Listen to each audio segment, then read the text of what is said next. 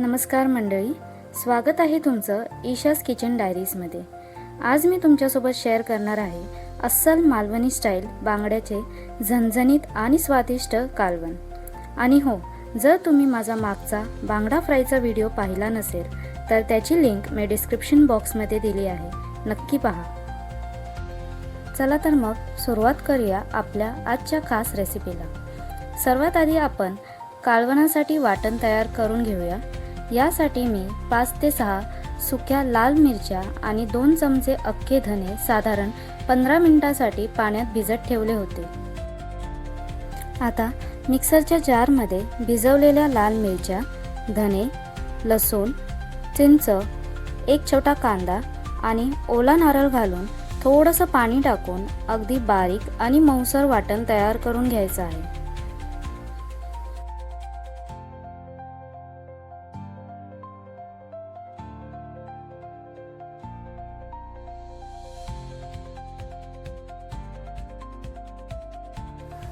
आता गॅसवर कढई ठेवून त्यामध्ये तेल गरम करून घ्यायचं आहे। तेल गरम झाल्यावर 2 ते 3 लसणाच्या पाकळ्या ठेचून त्यात टाकायच्या आहेत। लसणाचा छान सुगंध येऊ लागला की त्यामध्ये तयार केलेले वाटण घालून व्यवस्थित परतून घ्यायचं आहे।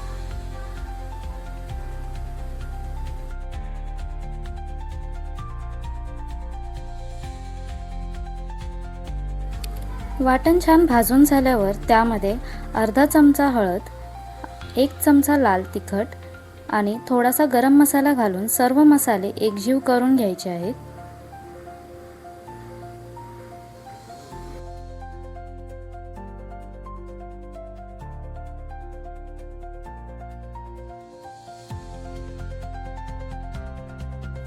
आता लागेल तितकं पाणी घालून कालवणाची कन्सिस्टन्सी तयार करायची आहे।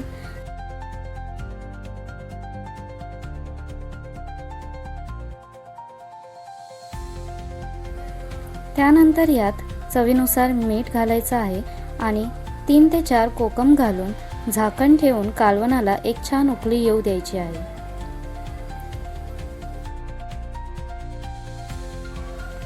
उकळी आल्यावर स्वच्छ धुतलेले बांगडे अलगद कालवणात सोडायचे आहेत। साधारण 8 ते 10 मिनिटात बांगडे शिजून तयार होतात आणि कालवणाला एक अप्रतिम मालवणी स्वाद येतो।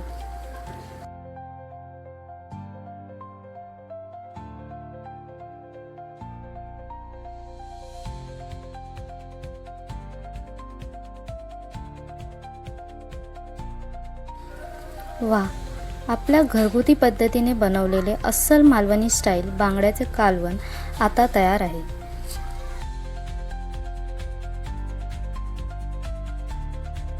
गरमागरम तांदळाची भाकरी, बांगड्याचं झणझणीत कालवण आणि कोकणाच्या चवीचा प्रत्येक घास म्हणजे अगदी स्वर्गीय अनुभव। जर तुम्हाला ही रेसिपी आवडली असेल तर व्हिडिओला लाईक करा, चॅनलला सबस्क्राईब करा आणि तुमच्या मित्रमैत्रिणीला शेअर करायला विसरू नका।